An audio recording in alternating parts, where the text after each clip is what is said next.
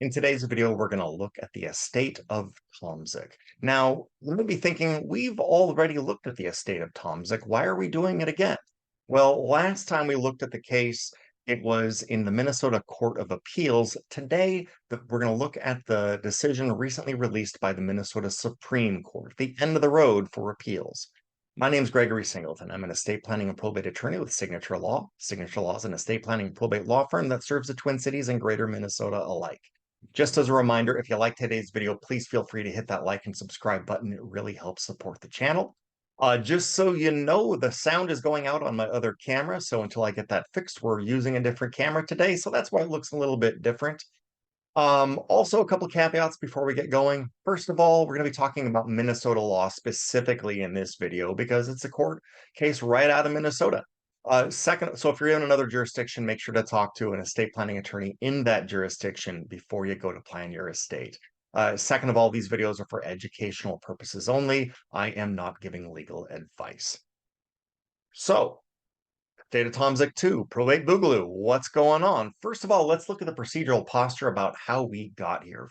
First, probate is inherently a district court decision. Now, in two districts in Minnesota, Hennepin County and Ramsey County, we start in probate court specifically, but that is still a branch of the district court. Now, once the district court has made its decision, if you don't like what the judge has decided, you go up to the Minnesota Court of Appeals. And after that, if you still don't like it, you're going to go up to the Minnesota Supreme Court. And that's the end of the road. You can't go to the United States Supreme Court. The United States Supreme Court is only for federal questions.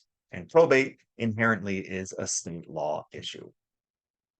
So let's do a quick review of the facts in this case very quickly. First of all, the Tomcziks, Mr. and Mrs. Tomczik, were married and they planned their estates. Good for them. They did wills, and in each will, they did a typical mirror will situation where when the first spouse dies, everything goes to the surviving spouse. And when the surviving spouse dies, then the matter is distributed out to whomever they want their devisees to be. And in some couples where there aren't children in the family, what we do is we have half the estate go to the heirs of one spouse and half the estate go to the heirs of the other spouse when the surviving spouse dies.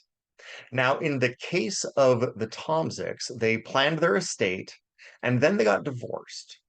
Mr. Tomczik did not update his estate plan and then he passed away. Now, in Minnesota, there's a law that says if you are married and you write your estate plan and you have a will and you give something to your spouse, if you get divorced, we presume that your spouse has predeceased you. So the question is, in this case, who gets the estate from Mr. Tomczik? Is it as the will states, the one half goes to his heirs and one half goes to his spouse's heirs if his spouse predeceases him, or does it all go to his heirs? Now, the Minnesota Court of Appeals, they took a very technical approach to the language of the statute. And what they found was that we presume that Mr. Tomczyk's former spouse is deceased. And then we follow the terms of the will. And under the terms of the will, if his spouse predeceases him, everything goes to one half of his estate goes to his former spouse's heirs. And that's what the Court of Appeals decided. So they got divorced, and his former spouse's siblings got half of his estate.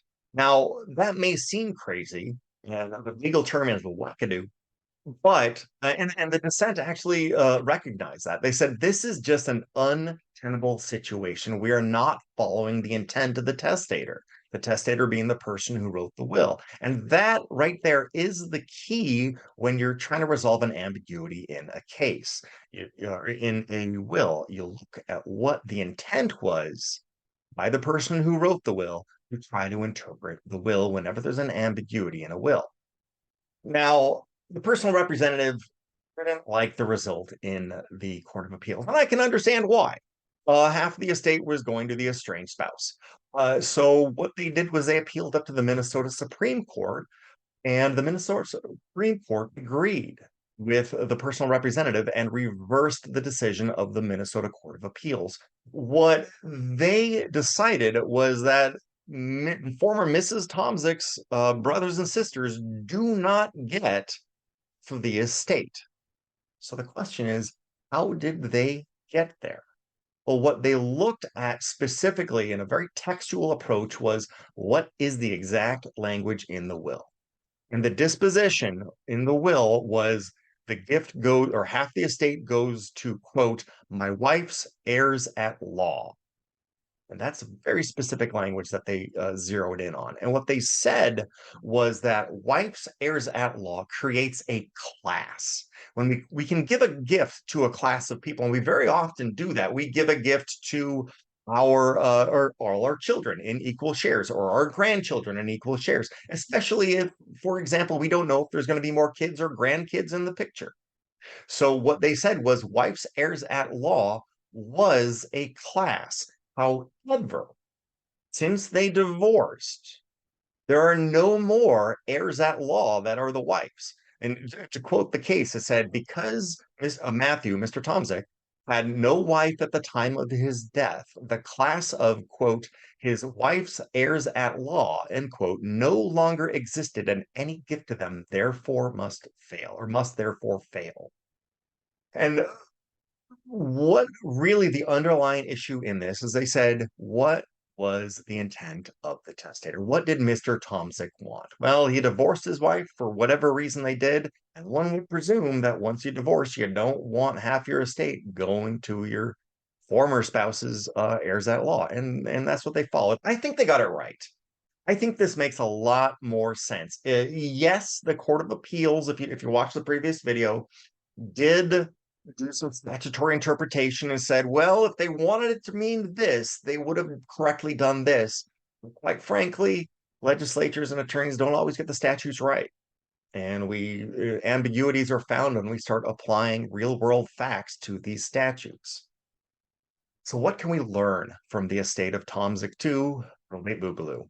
First of all, statutory language, it's not always perfect. Don't rely on it. Make sure you talk to a professional who works in that area of law, specifically estate planning in this case, to really understand what the statutes mean. It's not always intuitive. Second of all, if you're going to get divorced, make sure to update your estate plan, because what if your will is written differently?